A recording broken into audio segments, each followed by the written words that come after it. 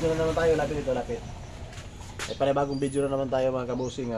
Isang unit na window type Panasonic aircon. Ang problema nito mga kabusing, sabi ng may-ari, wala daw power lahat. Hindi umiikot yung pan motor, hindi rin umandar yung compressor. So check natin mga kabusing, subukan natin pandarin. Ito.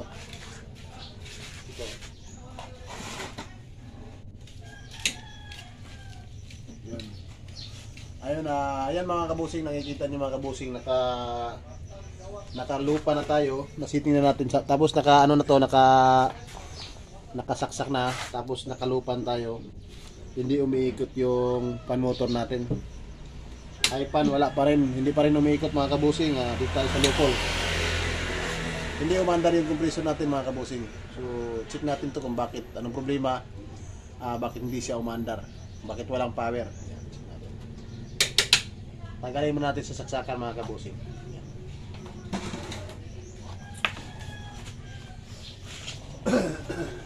Tutok na rin sa tanggalan.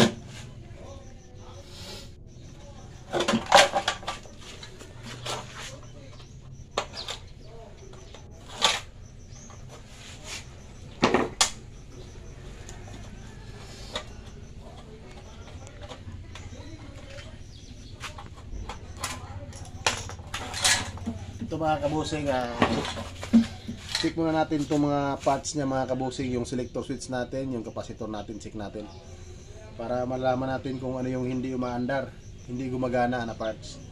So tatanggalin muna natin yung mga wiring ito.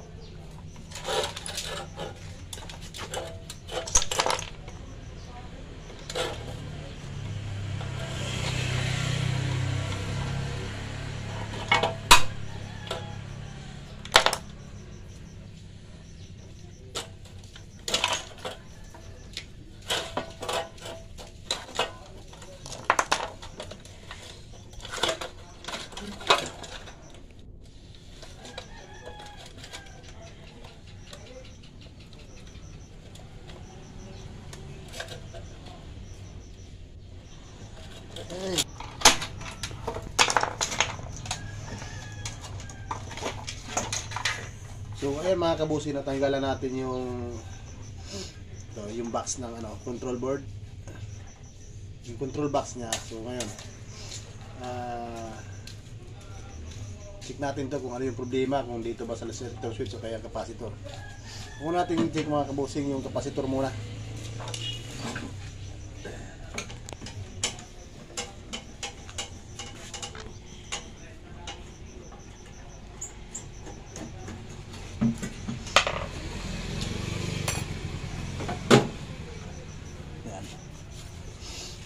Check ng kapasitor mga kabusing kung may pwede sa analog pero mas maganda sa sa digital. Kasi yung digital, setting nyo lang dito sa microfarad NFD, malalaman mo na yung reading kung bagsak ba yung kapasitor o hindi. Yan, nakasetting na sa NFD, ibig sabihin noon microfarad. Yan, wala nating check mga kabusing yung yung connection ng compressor mga kabusing. Dito tayo. Ayan, ito kasing capacitor nito mga kabusing, Panasonic dual to, may fan saka may compressor. Bali na siya, buo na siya doon, pinagsama na. So ang una natin gagawin, check mo natin sa compressor yung CH common saka Herm. Ang sa fan kasi yun common saka fan. Ayan, may mga if naman nakalagay dyan. Ayan, Compressor muna natin check mga kabusing. Dapat sa pag-check mga kabusing, dapat lalabas yung 25 UF. Yan, 25 UF dapat lalabas yan dito. Pag hindi lumalabas yung 25 na yan, ibig sabihin sira tong capacitor na to. Dapat kung ano yung nakalagay dito, yun ang lalabas dito.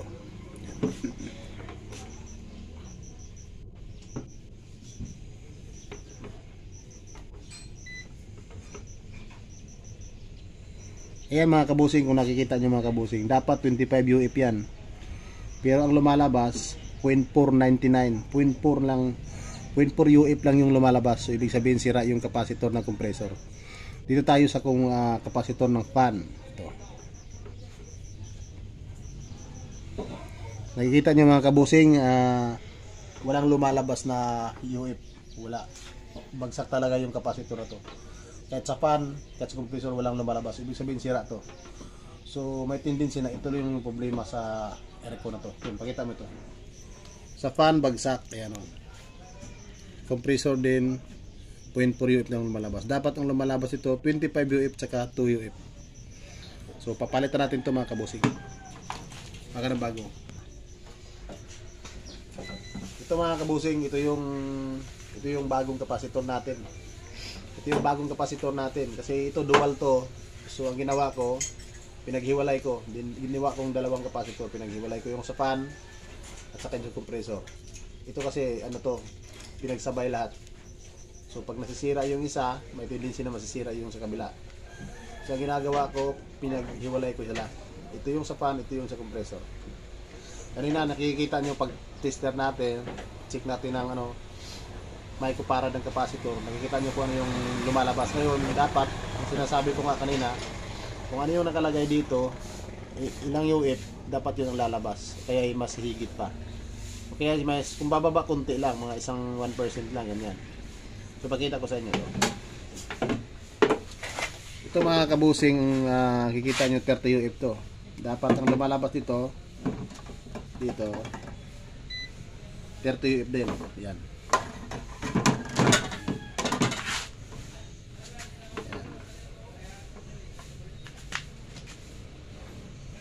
Yan, kung nakikita nyo mga kabusing, 30 yung lumalabas. So ibig sabihin ito, good tong capacitor na to. Ito sira to ha, ito good. Yan ang good 30.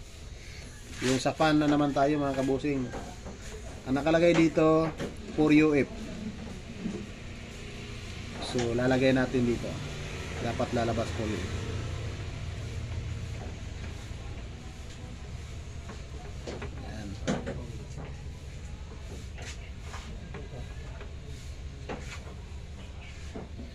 Yan, 4 UF.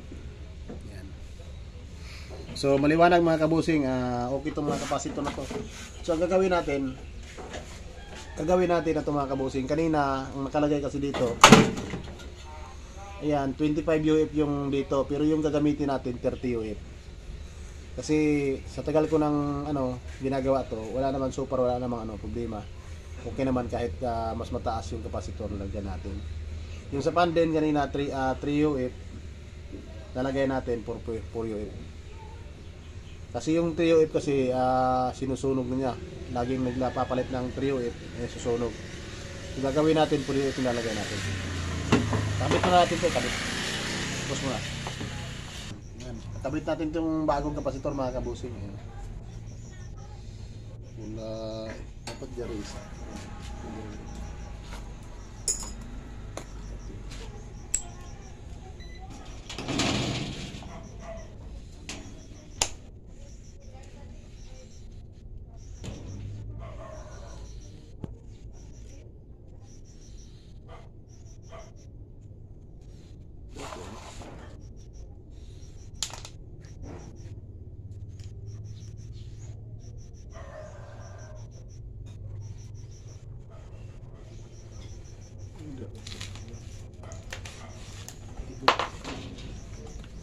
Ito yung kakabit natin.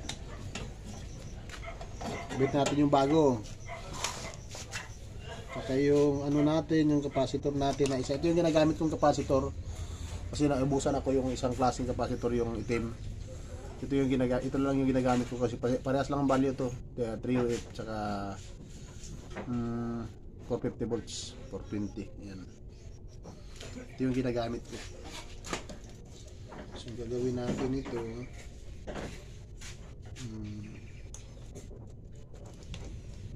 Jumper na lang natin to. Jumper.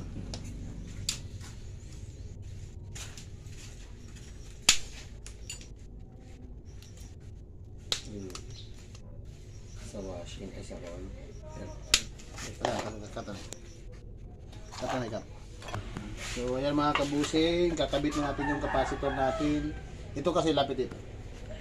Ito kasi na capacitor, hindi siya socket type kaya kailangan natin idugtong, i-connect. Yan. Lagyan natin ang electrical tip.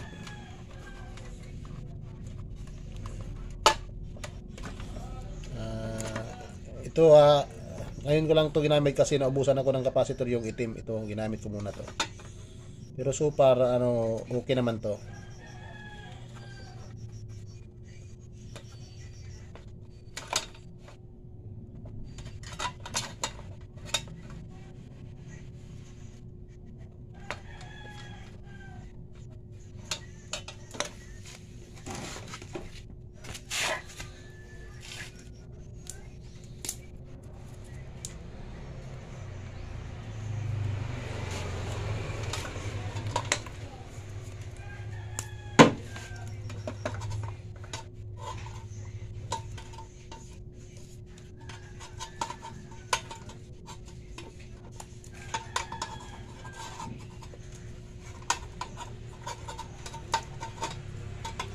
Ano sa Anjo, dagbag? Kan. Ha? Daog. Envelope. Ito may player na po niya. Kurman?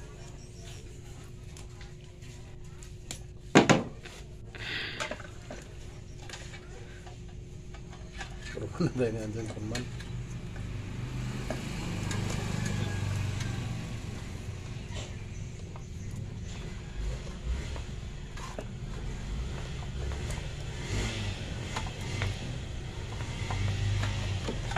Yan, so ito kasi ano to, pinaghiwalay na natin, so kailangan natin kukuha ng supply kung galing dito, isang supply. So yan, na-jumper natin yung nasa running na part. Running na ito dito sa common.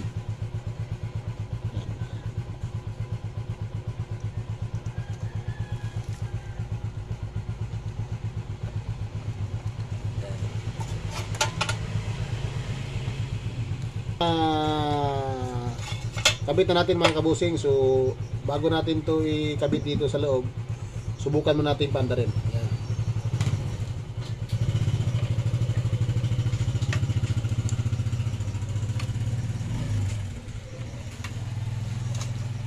So yan, subukan natin mga kabusing. Lagay natin mga kabusing sa lupan. Yan. Ikot yan. Tingnan mo dito.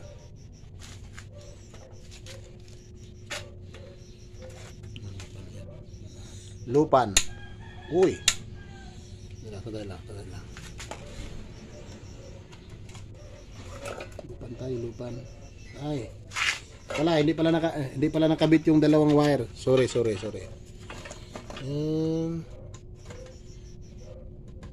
Yan, okay na. Bakit hindi? Yan, lagyan natin mga kabusing sa lupan.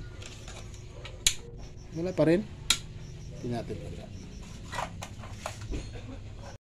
Pandar. Lupan. Lupan tayo mga kabusing, lupan. Ayan, lupan. Op. Ayan, umiikot na si lupan. Icol. Op. Suga uy. Compressor. Ay, umaandar na si compressor natin.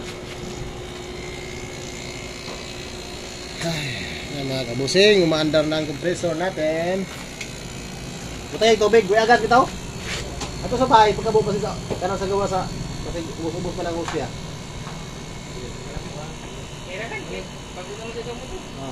Go. Ayan mga kabusing, malamig yung aircon natin. Nakita nyo, umaandar na. Yung kanina, walang power. Ngayon, gumagana na lahat. So, yun lang mga kabusing, yun lang yung mga sekreto natin kung paano ayusin yung ganitong klaseng mga aircon yung hindi type Panasonic. So, yan mga kabusing, maraming salamat sa panonood ng video nito. Sana may makukuha kayong idea sa mga repair namin sa Korean.